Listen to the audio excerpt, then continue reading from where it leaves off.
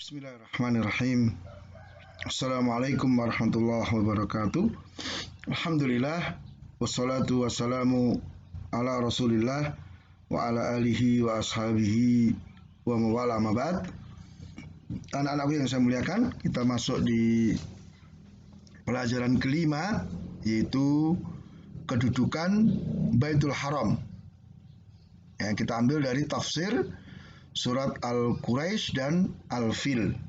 Ya, diharapkan kalian bisa menghafal ya dua surat ini dengan baik, kemudian bisa menafsirkan dengan tafsir yang benar, kemudian menjelaskan apa yang ditunjukkan oleh kedua surat itu ya tentang diutusnya Nabi SAW. Kemudian bisa menyebutkan hubungan antara perlindungan Allah dengan Baitul Haram. Ya, dengan adanya kenikmatan, keamanan dan rezeki. Ya.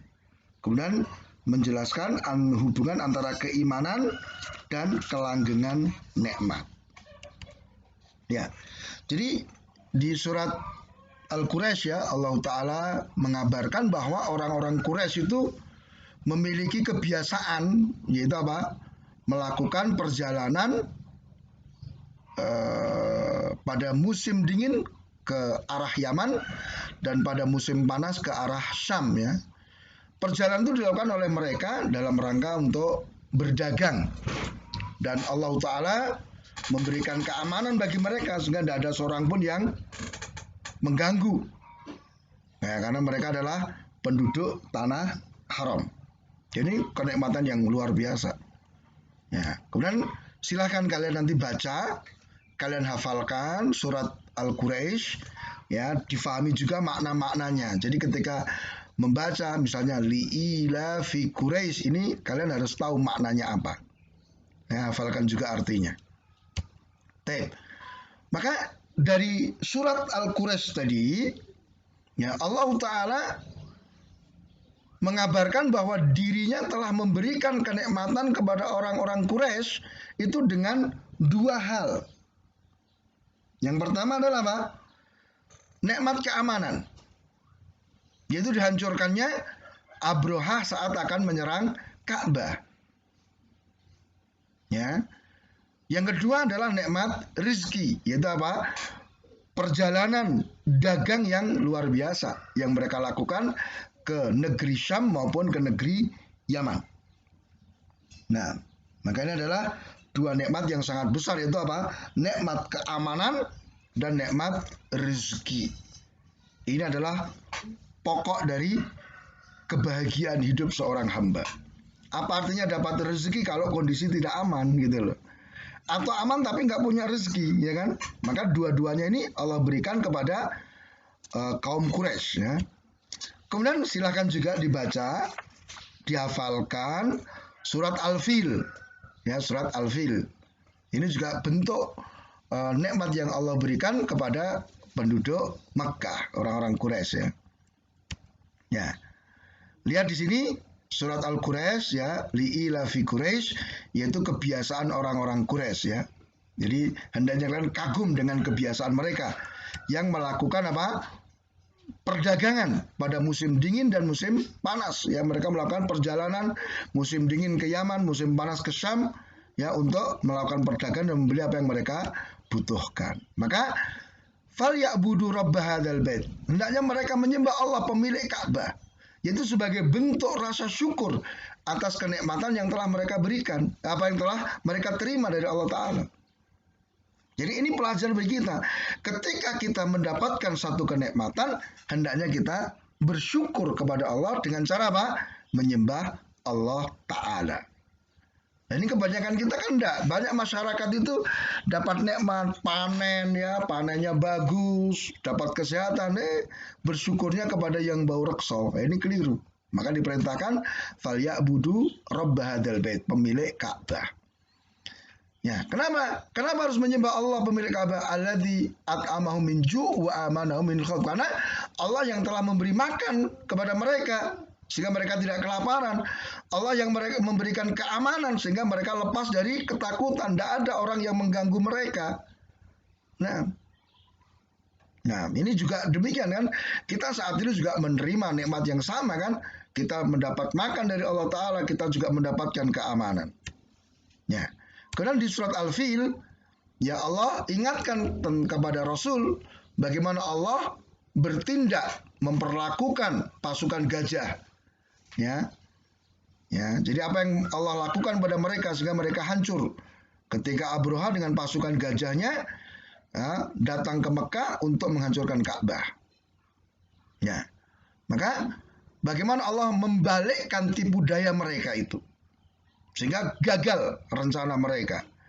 Ya, Allah kirimkan burung-burung yang berbondong-bondong. Jadi ababil itu sifat ya, bukan nama burung ya, bukan nama burung ababil. Artinya itu burung yang datang berbondong-bondong ya, rombongan demi rombongan, susul menyusul. Nah, mereka kemudian melemparkan batu kepada pasukan gajah sehingga mereka itu mati. Ya, batu-batu min sijil, batu-batu yang menyala ya dari tanah yang keras sehingga ketika menimpa mereka langsung tembus bolong mereka itu. Ya, sehingga keadaan mereka seperti daun-daun yang dimakan oleh ulat. Dan kamu lihat, perhatikan daun-daun itu kalau dimakan ulat kan bolong-bolong. Ya seperti itu keadaan tubuh mereka ketika dilempari batu oleh burung yang dikirim oleh Allah Ta'ala. Nah, faedah dan kesimpulan bahwa pertama kenikmatan duniawi yang terbesar itu adalah nikmat keamanan dan nikmat rezeki. Ya, karena nanti ada nikmat diniyah, nikmat agama. Jadi nikmat secara duniawi yang terbesar adalah keamanan dan mendapatkan rezeki. Yang kedua ayat itu menerangkan tentang kedudukan Ka'bah dan bagaimana penjagaan Allah terhadap Ka'bah dari tipu daya orang-orang yang jahat. Jadi siapapun yang ingin menghancurkan dan merusak Ka'bah, Allah akan binasakan. Kemudian yang ketiga, lihat betapa keras pembalasan Allah terhadap orang yang melanggar batasan-batasannya. Allah langsung binasakan mereka. Maka yang keempat, peristiwa pasukan gajah dan Abraha itu merupakan dasar dan persiapan untuk pengutusan Nabi Muhammad SAW. Karena apa? Kisah itu terjadi pada tahun kelahiran beliau Sallallahu Alaihi Wasallam. Ya. Kemudian yang keempat, Allah memiliki tentara yang sangat banyak. Di antaranya itu di burung-burung.